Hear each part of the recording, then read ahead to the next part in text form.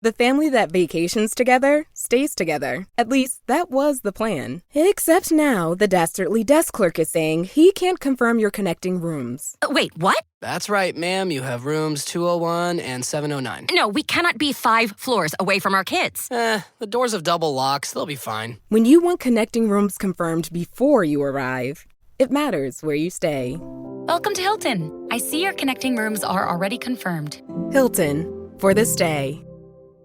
Wish you could become a morning person? You know the type, up before the sun, early morning runs, first one to the office with donuts and a smile. How do they do it? Easy. With the new Galaxy Watch 8, sleep tracking and personalized insights from Samsung Health help you improve so you can wake up to a whole new you. One who, dare I say it, skips the snooze? It's possible. Train your sleep with Galaxy Watch 8. Learn more at Samsung.com. Requires compatible Samsung Galaxy phone, Samsung Health app, and Samsung account. 1, 2, 3, 4.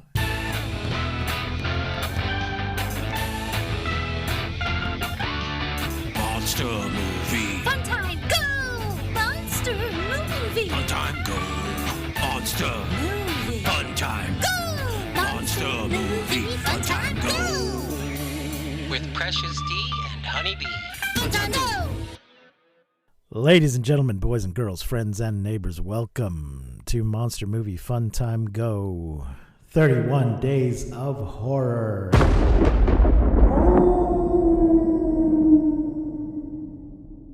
Mars needs movies. This is day number, insert day number here.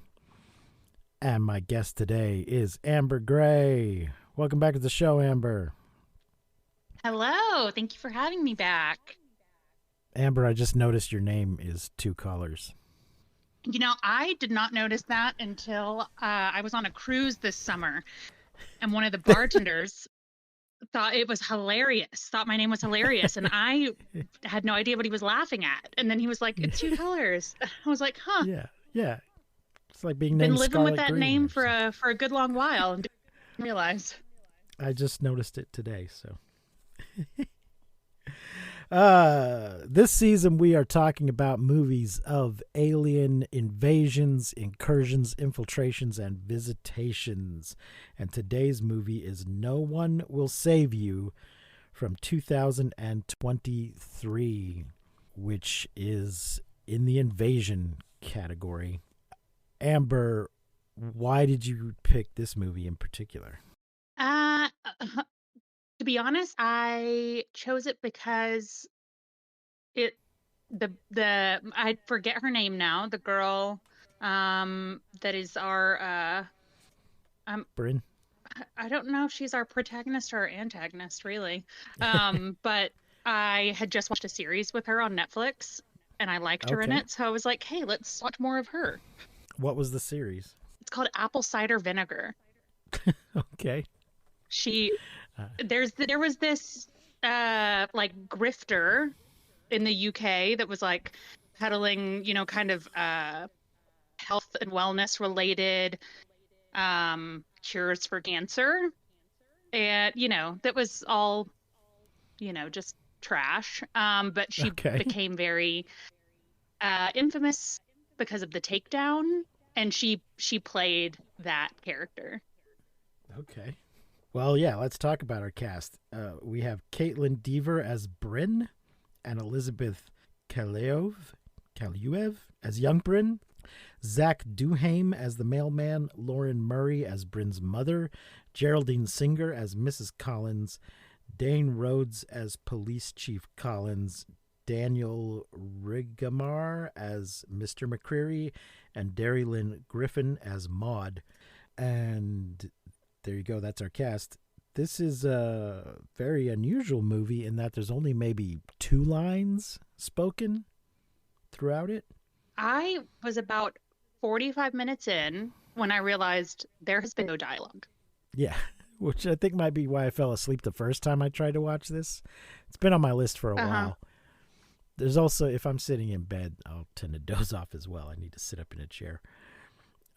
But yeah, Well, I was sitting up in a chair at my desk watching it on my laptop, and I still kind of dozed a couple of times. But I think there was also like some alien ASMR happening. Okay. Okay. So it was kind of soothing at times. As I said, it's from 2023. It's 93 minutes in color. Well, it's in English, but not so you'd notice. The budget was $22.8 million. It doesn't list the box office, but this only had a limited theatrical run. This was a Hulu original. So, we have no idea what kind of money it made for them. Sure. It's on Hulu. It had a limited theatrical release, but it opened in the theater and then was on Hulu 2 days later. So there you go. It's we're not going to go through the entire plot point by point, but the broad overview, it's a small town. There's this woman living alone. She's quite young, seems to be kind of estranged from the rest of the town. And one night aliens invade. And it's both a town invasion and a home invasion. She's dealing with it on a personal level, but it's going on across the city. Although after the first night, it's not full blown until a little bit later, because there's people that don't seem to know what's going on the next day. They don't seem to be aware of what has happened. But I'm thinking from the number of saucers we see that it's going to be a worldwide situation. Did it seem that way to you? Right. I had some confusion at the end, but we'll get to it. Okay. When she was alone, when we're introduced to her and we're kind of seeing her, how isolated she is, I just kept thinking, this is so whimsical. She has a very curated lifestyle that, in these small town charm movies look like maybe, I don't want to say impoverished, but they're very simple, but in real life, it costs a lot of money to be that whimsical. Yeah. Yeah. She's living alone in this very large house that presumably she inherited from her parents, but still the property tax, she's kind of making a living as a seamstress, I guess. Wikipedia describes her as a seamstress. She's also spent a lot of money on this model toy town that she's building. So, I don't know how she's maintaining this lifestyle. Well, and it's a house full of beautiful antique furniture, and her clothes are all very coquettish, whimsical, and clothes like that are not cheap. Although I guess as a seamstress, she could be making them. But yeah, it was just, it felt very, very false to me that as a seamstress, she could be living this very curated lifestyle. Yeah, because I believe it's meant to be set now, not in the 1950s or something. It kind of looks like it's in the 50s. It has that tone to it, but it is apparently set now. And the other thing I found really interesting about this movie is that we have kind of at least the way I interpreted it, sort of a double invasion. I mean, it's one invasion, but so the aliens are gray aliens, and they're just doing this sort of coming down, snatching people and stuff. But there's these parasites that are put inside of humans and then are driving them around. They're body snatchers. They're puppet masters. And it seems to me like the Greys are not the actual invaders, that they have been previously invaded themselves by these puppet master parasites and are now themselves being piloted around doing their will. Is that how it came off to you? Interesting. No, I didn't even consider that. I just kept thinking with the aliens and the parasites that we were getting every alien movie that has come before. I mean, they looked varyingly like every alien we've ever seen. I mean, at one point I was like, okay, now we're getting Roger from American Dad. Roger is a typical gray alien, a Roswell style alien. Yeah, he's a typical short gray. But they were short grays, they were tall grays, they did alien yoga at one point. They were I mean, they gave us every stereotypical alien form. Right. And then we got like the parasitic, 90s alien movie. So I hadn't even considered that the parasites had taken over the gray aliens. I just thought like, man, we are getting every stereotype of alien that has come before this movie. Yeah. So it could be interpreted two ways. One, that the parasites are just a tool of the Greys and are just something that come along with them. And two, that they are the actual invaders and that they have previously taken over the Greys. Our first hint that this is what's going on is so this girl, she kills what, 3, 4 aliens? Yes. And well, the first one made me believe like, oh, these aliens aren't that wily. They were killed by a whimsical girl and her like rattled toy. Yeah. So they're not that strong in the invasion department. I think it was meant to be the spire from the toy building she had just gotten. Oh, that makes sense. Yeah. I thought it was like an antique rattle. No. She at the beginning she gets a package in the mail and it's got a church, I think, for the little town that she's building. And that might have been one of the times I dozed off. Yeah. And I think she stabs the alien in the temple with it. But the next morning, she goes to uncover the body and decide what, if anything, to do about it. And there's a trail of slime leaving out of the alien's mouth and down the hallway. Mm-hmm. And that's our first indication that there's something else, another creature happening. And then we see some humans that have been possessed. And these Greys are obviously too large to have themselves crawled inside of the humans. So, and then one tries to briefly possesses her. But the way it does it is the gray alien just coughs up this parasite and kind of seems like it's doing it unwillingly. So that's where I thought that, okay, these are the things that are really behind what's going on. But it's never completely explained one way or the other. But in the end, so she's got this trauma. Something bad has happened in her childhood. And eventually, through alien telepathy and mind reading, we find out what it is.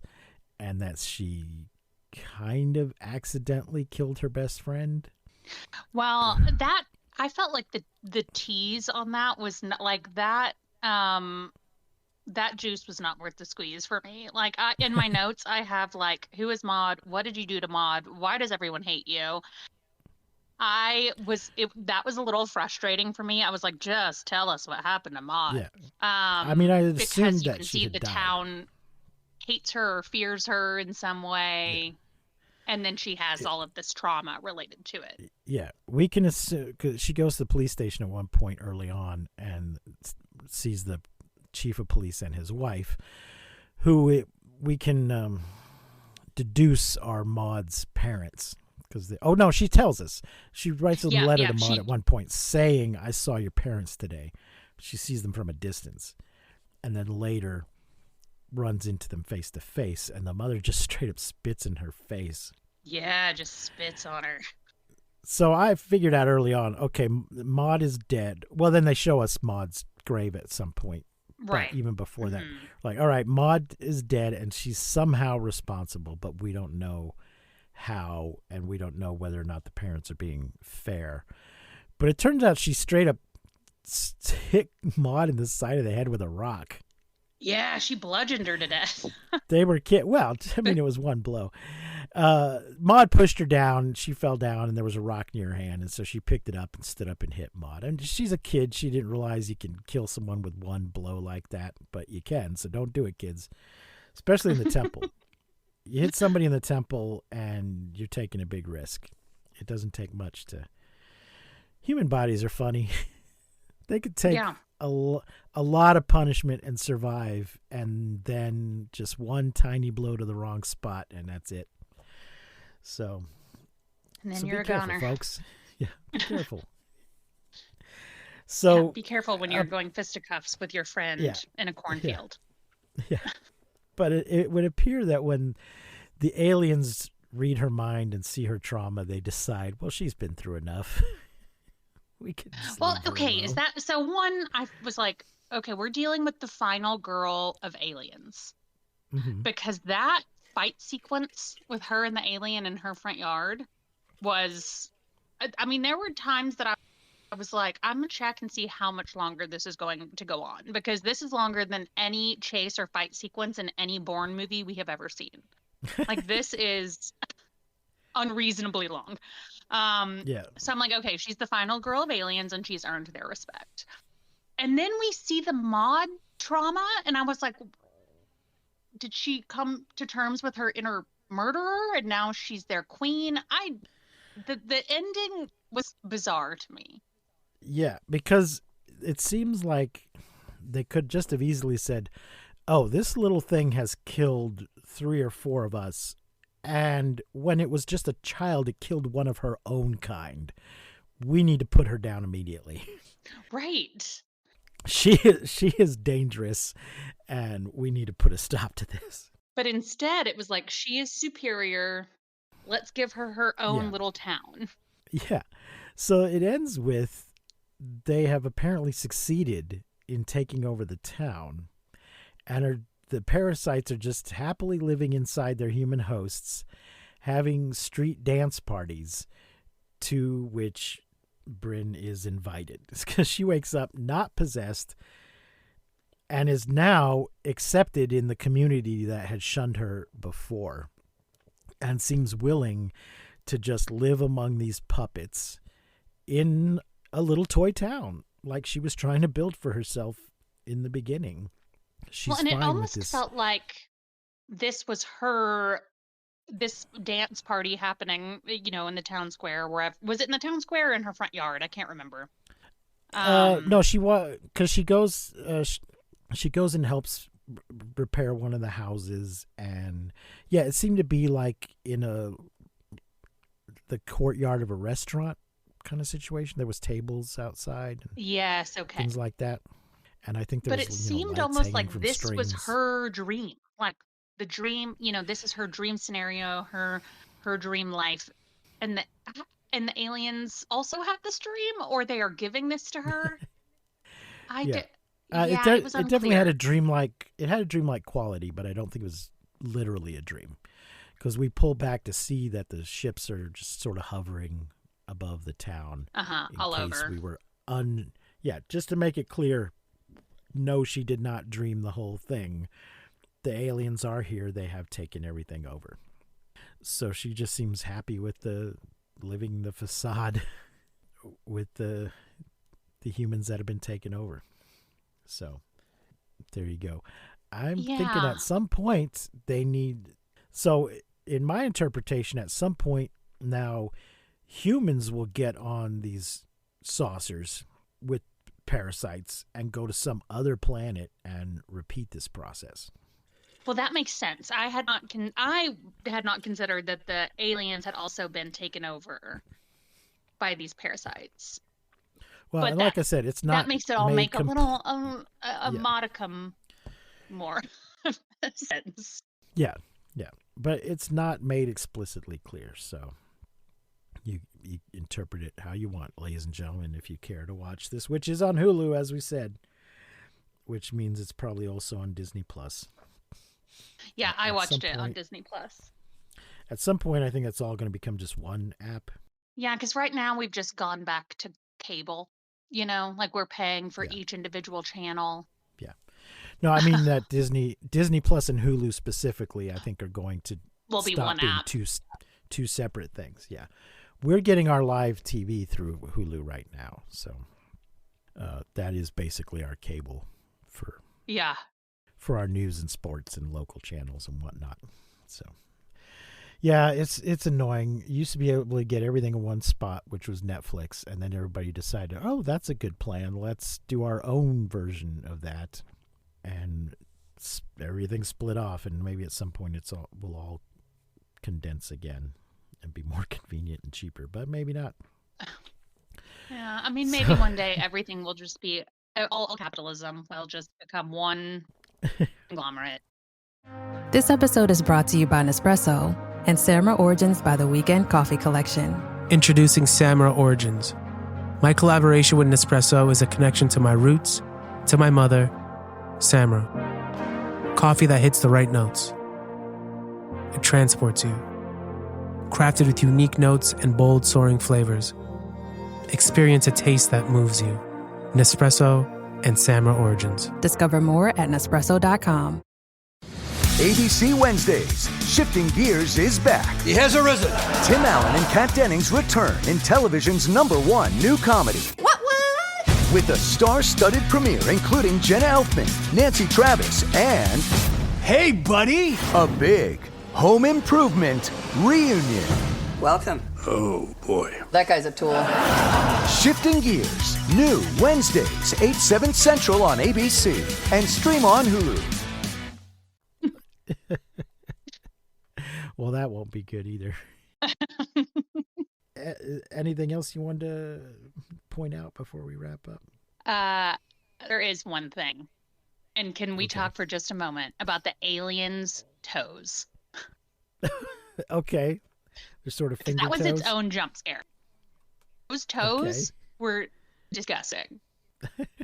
They were, whenever she's under the bed during the, the first time they come. Yeah. And it was like a hand touchdown on the floor. And then, right. It was just the most unsettling thing. It was the most unsettling thing through the whole movie for me, the way those toes behaved.